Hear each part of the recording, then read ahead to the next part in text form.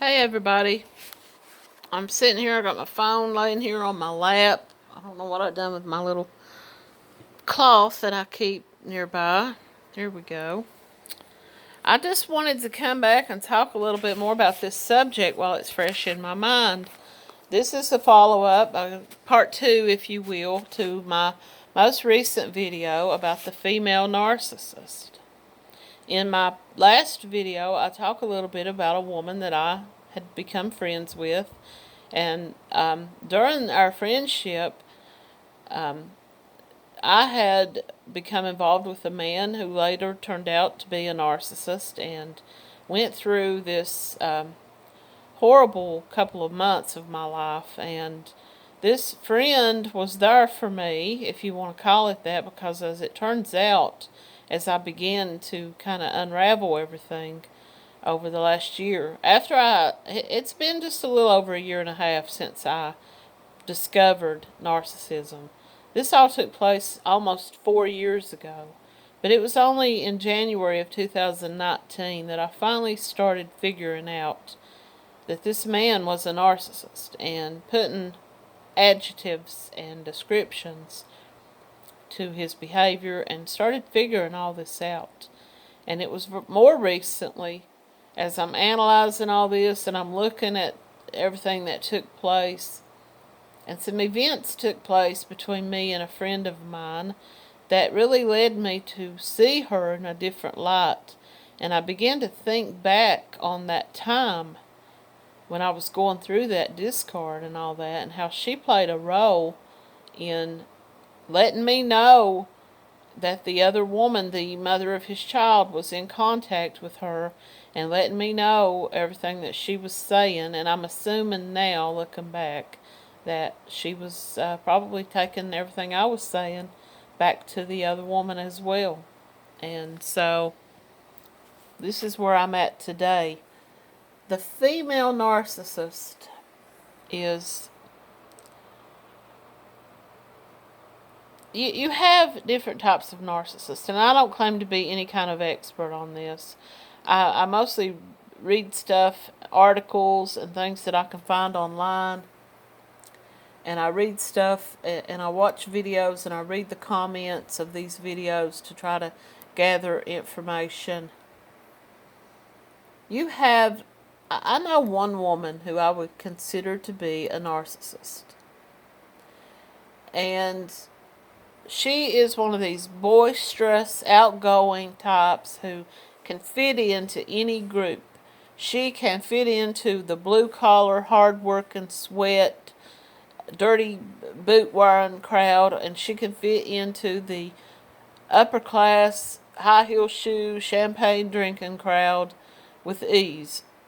And I always wondered about that. I always wondered, how is she so able to flow through these different types of people and get along so well with these different types of people? And I figured out it's because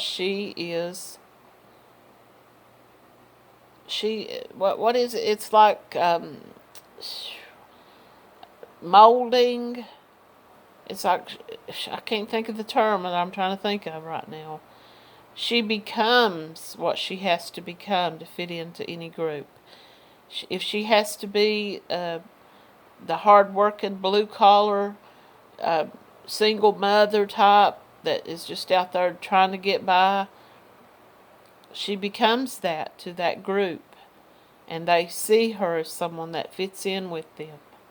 She can turn around and go to the richest people and rub elbows with the business owners, the bankers, the people that are on Wall Street, and she can fit into that group. And it's because she's able to change her personality so easily. She's able to become whatever it is in that moment. She acts a role. And she manipulates people. I've known this woman for a really long time. This is not even the same woman that I was speaking about in the first video. She is one of these people who can cut you out of her life at a split, just like snapping her fingers. She has no connection to anybody. She doesn't. She calls people her best friend. She may call you her best friend today, and tomorrow she's on social media posting stuff about another person, saying this is my best friend. Because she knows no loyalty. She knows no lifelong bond with anybody. She doesn't know how to bond. And another thing that connects her to this other woman that is a similarity is that they both grew up. Well, the first woman had her father in her life most of her life. He committed suicide, and that had to play a pivotal role in her development of who she became and how she handled relationships. The other woman, the one I'm currently speaking about, her biological father was really never in her life from the time she was a very young child. Her mother married another man, and he raised them children as his own. And growing up, she never showed any signs of, she grew up the way most of us did in that age, with a very strict upbringing. Parents were not as lax as they are now.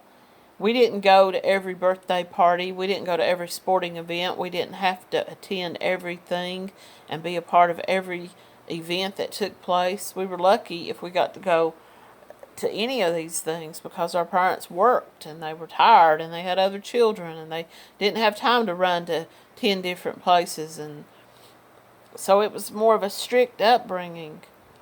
But it wasn't until much later in life when she changed that story to how she was physically and emotionally abused by this stepfather.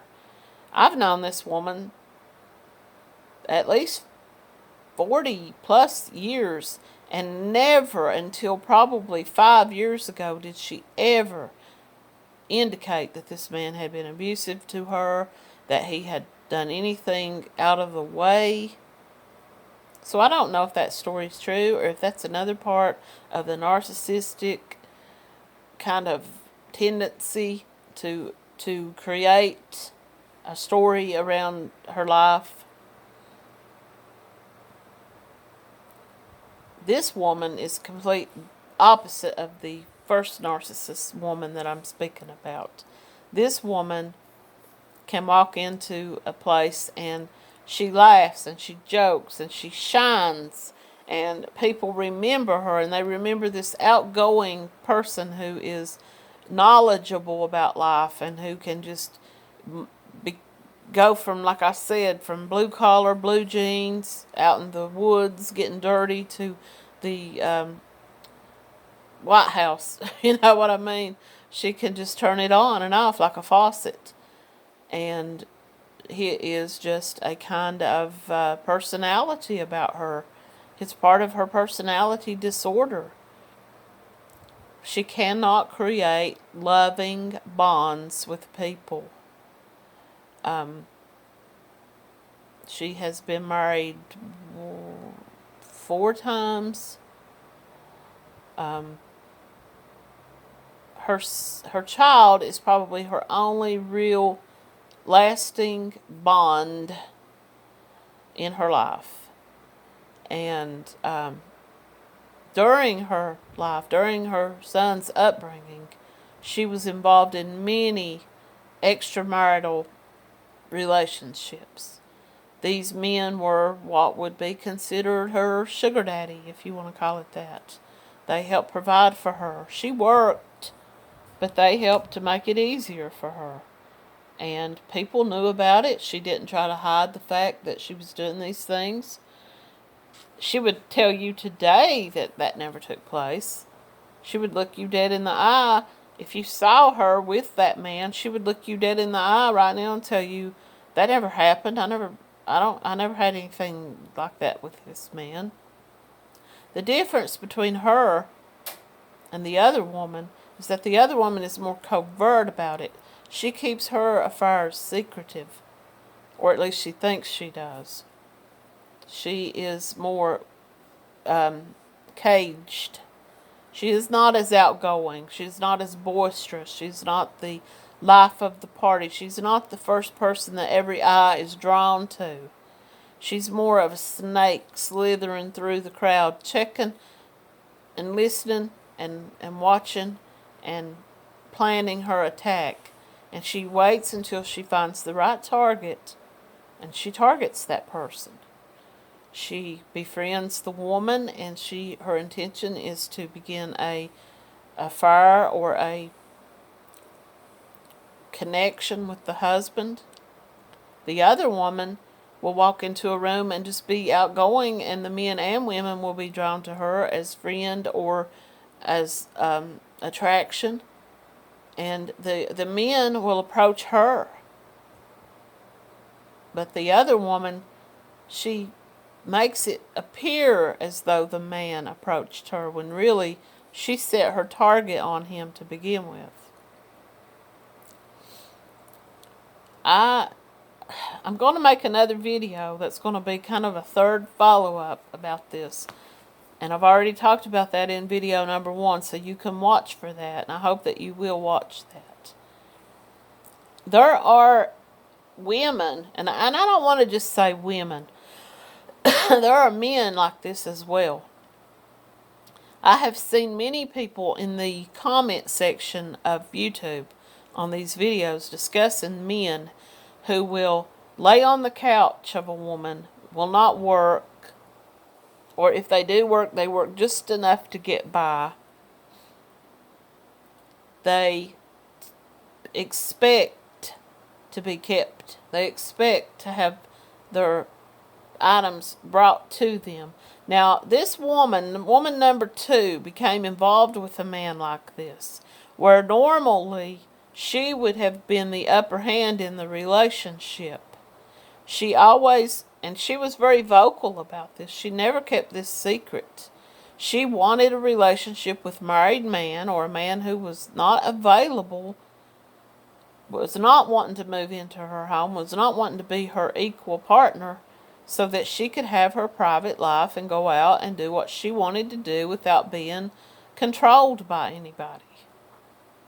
Now, as she got older, and these older men that she had been using as her keeper, or whatever you want to call it, they were older now. Some of them had passed away. They'd, decided to settle down and stop this behavior. They have grandchildren now, so they're at home and they're playing the role of the dutiful older husband to their wives. And they stopped fooling with her, and they stopped giving to her, and they probably didn't have anything left to give by the time that she got done with them. But she entered into a relationship with someone her own age, someone who she thought, when she got involved with him, she was going to have the upper hand over him, because she deemed him beneath her, so she was playing the role of the keeper. And she really got kept. She really got took for a ride. He was more narcissistic and was more creative in his skills, manipulation, than she ever dreamed possible. He ended up costing her her job. He ended up costing her her reputation. He almost cost her her home. He bankrupted her. She had to file for bankruptcy. He took everything that he could possibly take, and they kept going back and forth with each other for at least 2 or 3 years, until finally he made the decision that he's cutting his ties and taking off, and when he left, he took as much as he could possibly take. And he left her with as much damage as he could possibly leave her with. And for the first time in her life, of being a narcissist and being in control of other people and controlling and hurting other people because of her behavior with these married men, she finally got to feel something. And I don't know if she felt anything or not, other than scrambling to survive and pull herself back up out of that mire that he put her in. But for the first time, she was in that role of the supply. She was at work every day while he was at home laying on the couch playing video games or whatever he did, And every day on her way home from work, she would stop at the market and get whatever needs he needed. So she was the supply. He was using her, and she was finally getting to feel what it was like to be on that opposite spectrum. The other woman, the covert, hidden narcissist, she downplays her role.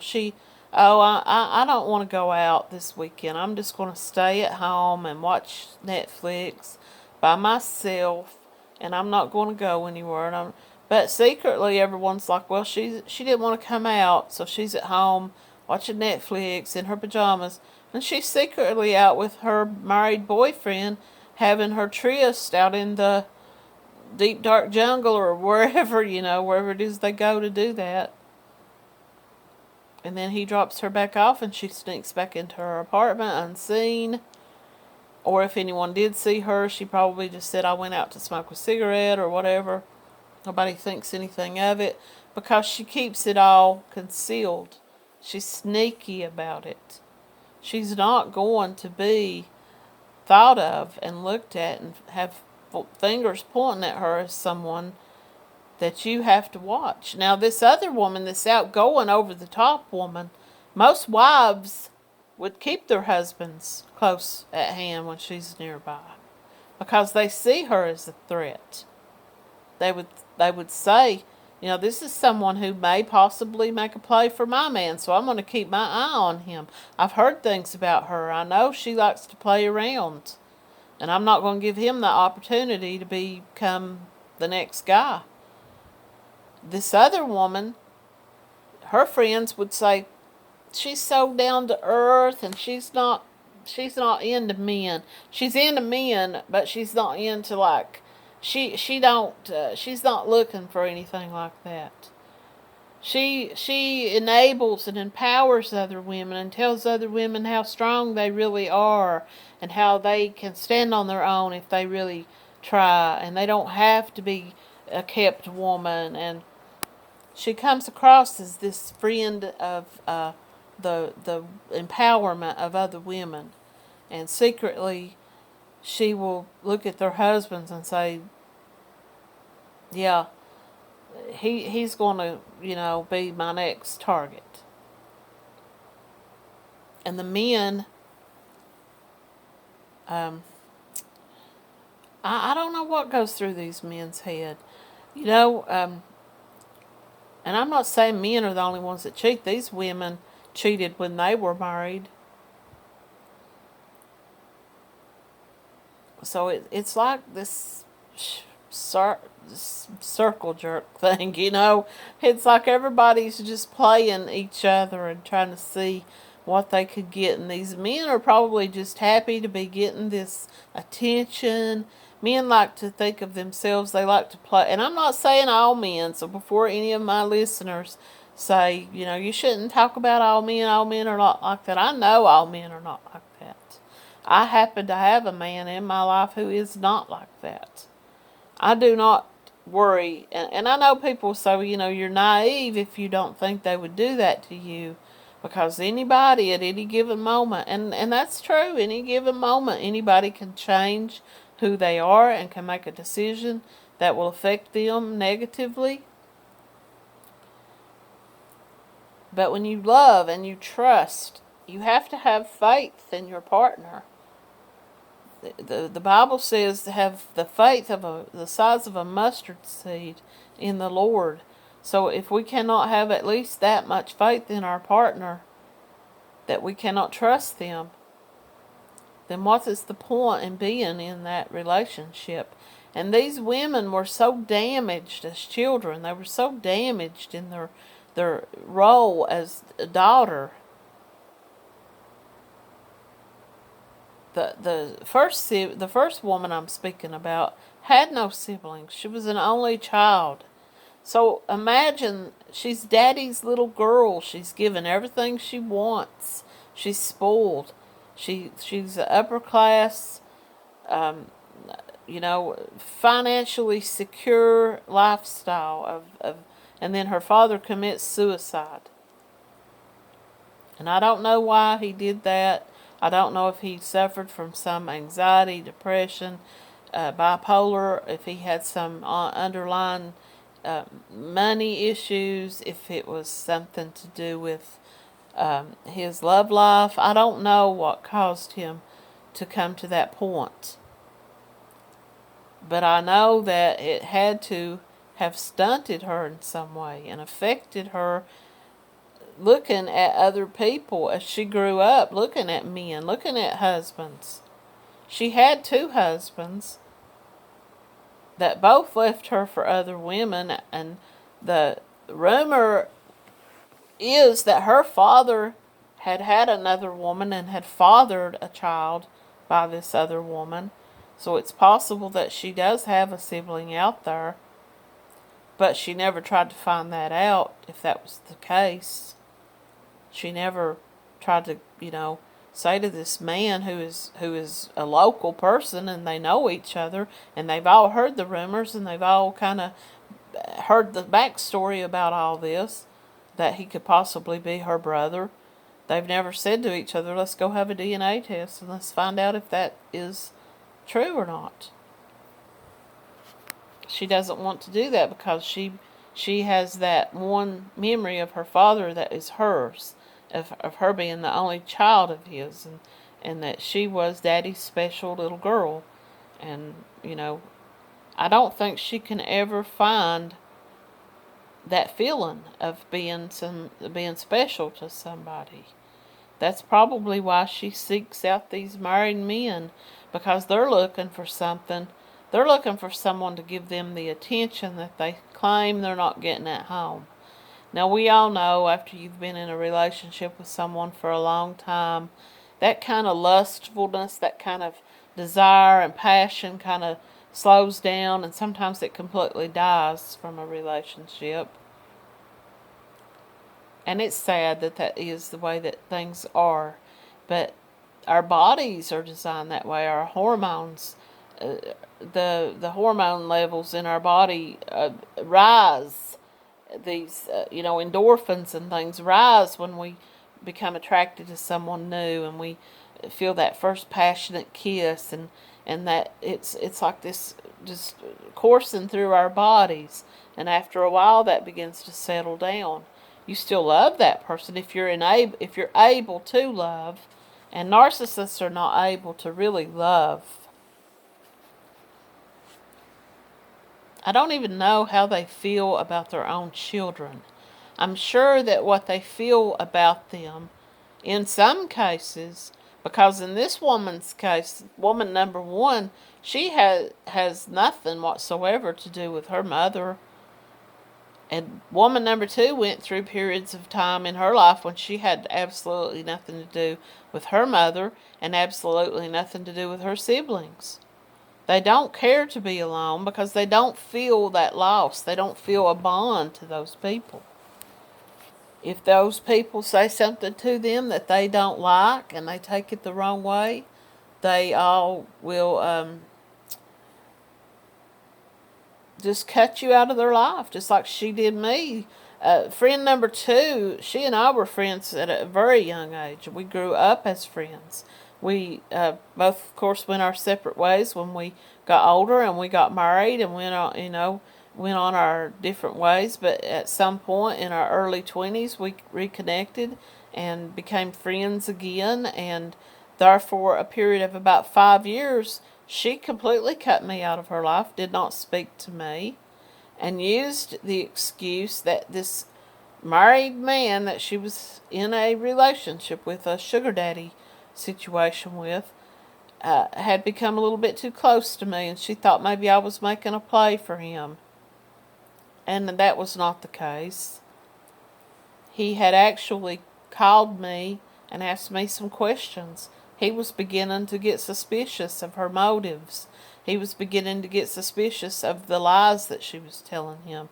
She was using me as a flying monkey to try to get him to do things for her and give money to her, and to tell him things that she would tell me to tell him things.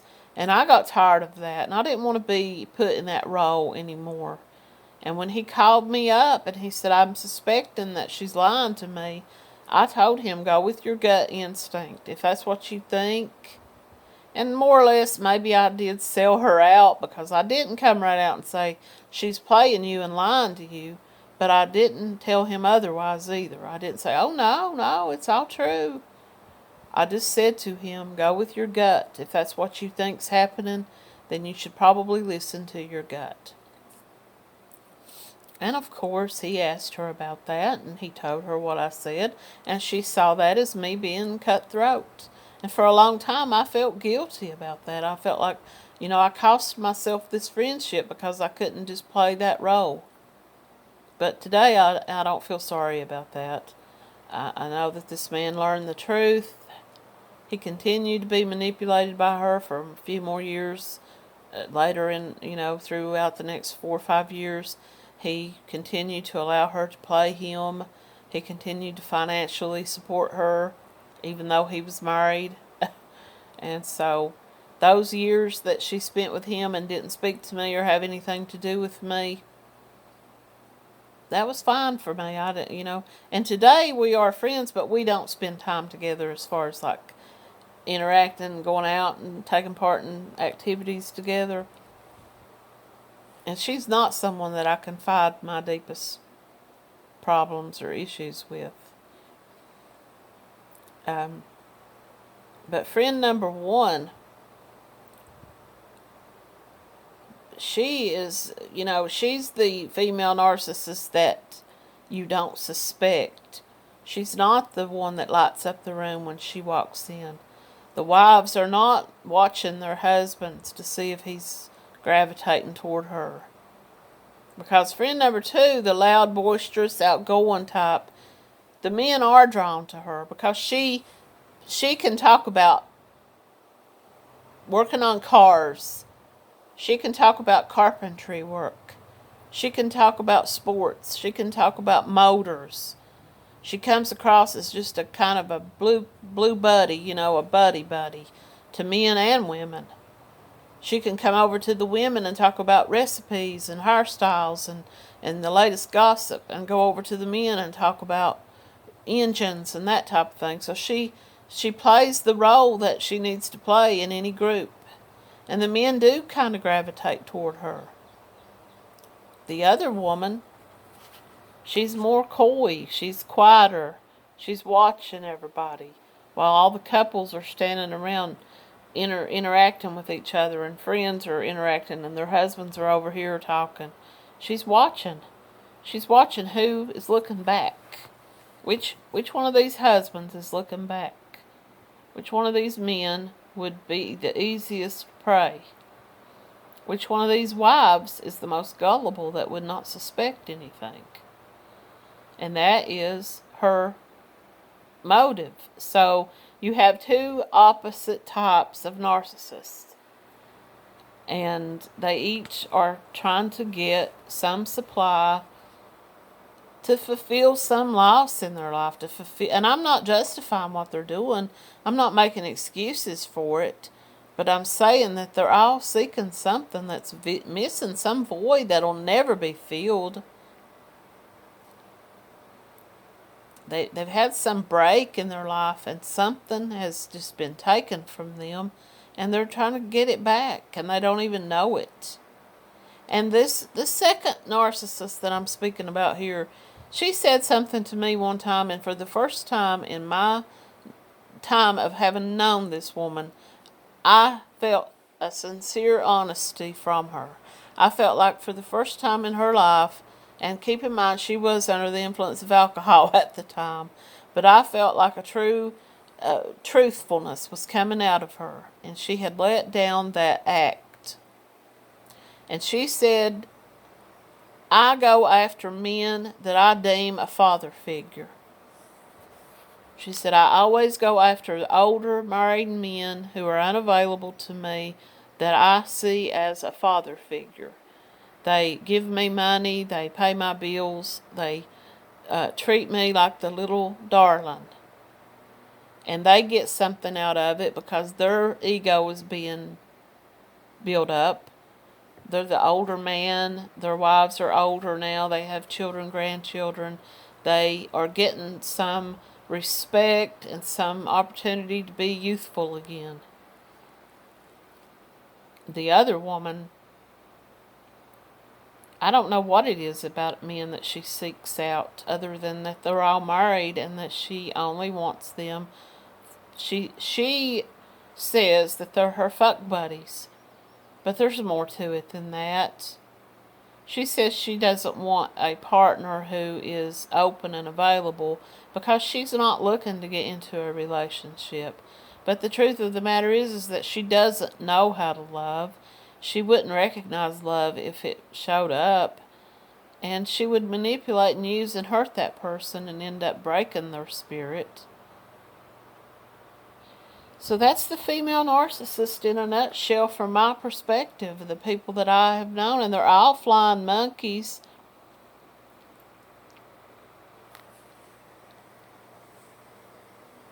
Friend number 2, the outgoing, malignant, over-the-top narcissist, she will say to you, do this for me. Go tell this person that you heard this about me. She will employ you as her flying monkey. And make no bones about it. She'll tell you, I want you to screenshot this and send it to so-and-so. Friend number 2 is more coy about it. She'll message you and she'll say, I heard this. Or, this person messaged me and told me this. She waits to get your reply. She wants to get your reaction. And she wants to do it in such an underhanded sort of way that you don't even realize what's happening. So you respond and you reply, and then she immediately sends that back to the other person. And you are oblivious. I was oblivious to both of these women for years. I figured friend number 2 out about the time that she cut me out of her life. I figured her out. When she came back around with the introduction of Facebook and we became social media friends, she never apologized to me, and she will never apologize to me. And I know that because I know that she's a narcissist and she doesn't have that kind of emotional feeling that she feels any kind of remorse or anything for that. But she's one of those bad weather friends. Well, I would deem her as a fire weather friend. She comes around when she's up and she wants somebody to hang out with. And she like, let's go to this place or let's go do that. And she's looking for somebody to accompany her because she wants to get out and go take part in something. The other friend, I deem her a bad weather friend because she only comes around when she's at a low point. She's down. And she needs something from somebody. Or she's seeking somebody to spend time with her because she doesn't have anybody else. And there will come a day in her life when she will hit even further rock bottom than she's hit so far. And she's been down pretty low. She's lost her entire existence and her ability to earn her a living that she went to college for and became licensed because of her drug addiction and stealing and theft and the inability to regain her license.